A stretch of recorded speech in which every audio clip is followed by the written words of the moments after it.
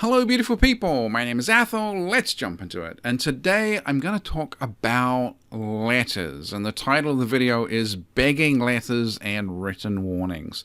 And this is going to make a lot more sense as we go through it. So I've seen people writing letters an awful lot over the time they've been doing this. I've probably seen people write letters or tell me they wrote letters, just dozens upon dozens of times.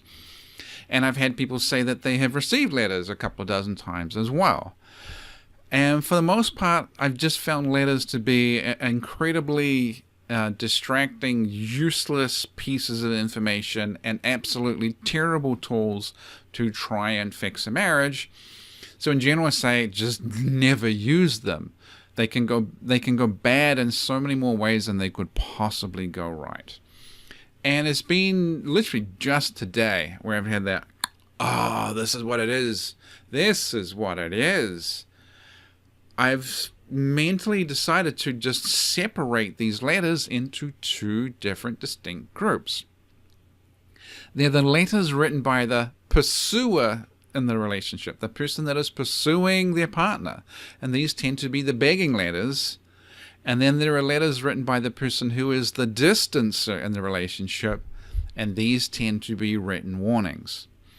So let me dig into that just slightly more. So the people that are pursuing. This is just a long begging letter. This is just a pursuit by a different avenue. They've tried talking to them, and they've tried chasing them, and they've tried touching them, and they've tried offering them all kinds of sex, and they've tried taking them on vacations and out to eat, and they've tried taking away all the person's chores and doing it all themselves and doing all the kid stuff. They've tried anything and everything to pursue their partner, to get their partner to show them love, sex, and affection. And it's not worked, and now they're completely frustrated, so they write this begging letter saying, please spend more attention on me. Please love me. Please care about me. Please have sex with me. Please, please, please, please, please, please. And as you would predict, it's totally useless.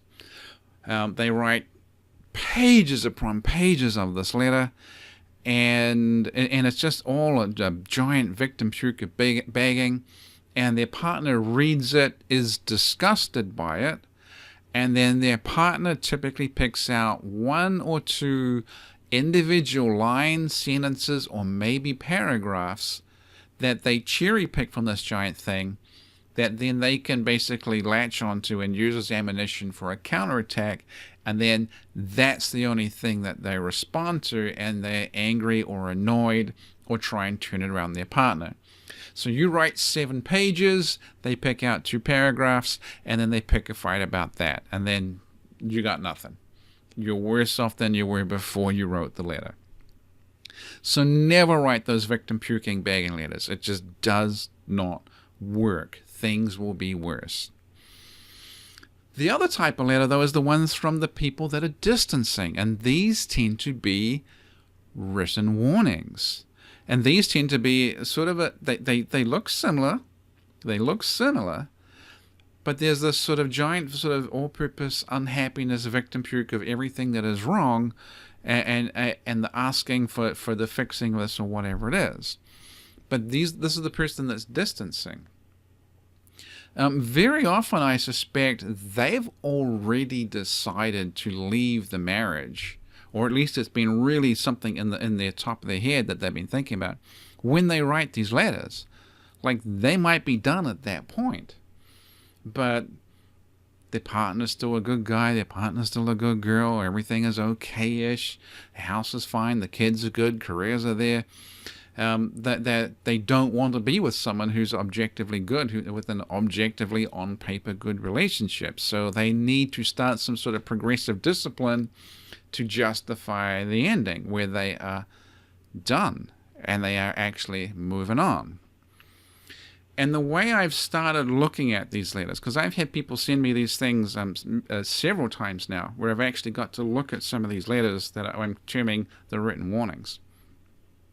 And they all follow a fairly typical pattern. There is the first part of the letter, which is basically an announcement of how they feel, which is, this all sucks, I feel bad, I'm miserable, blah, blah, blah, blah, blah, blah. And that's a paragraph or two, how they feel. The second part of the letter is the body of the letter, and that is a big long laundry list of what's wrong, why you make me feel how I feel, this is that and the other. And it's a combination of rationalization and justification and gaslighting their partner about how bad everything is. And then the closing of the letter, which is usually a paragraph or maybe 2 paragraphs, and that's the announcement of what they're going to do. So how they feel, big long body of justification and gaslighting, and then the very bottom, this is what they're going to do. So it's almost more helpful to mentally ignore the body and just focus on how they feel, what they're going to do. And often they can be saying, look, I'm going to go off and do counseling by myself, as what they're going to do. I'm going to do this by myself. I'm going to think about getting an apartment. I'm going to think about getting divorced. This is what they're going to do. What it means is they want to do counseling by themselves, they want to get an apartment, and they want to be divorced. But the person receiving the letter gets to see this giant long body of all the laundry list of things that are wrong with them, and then they scurry around trying to fix it all.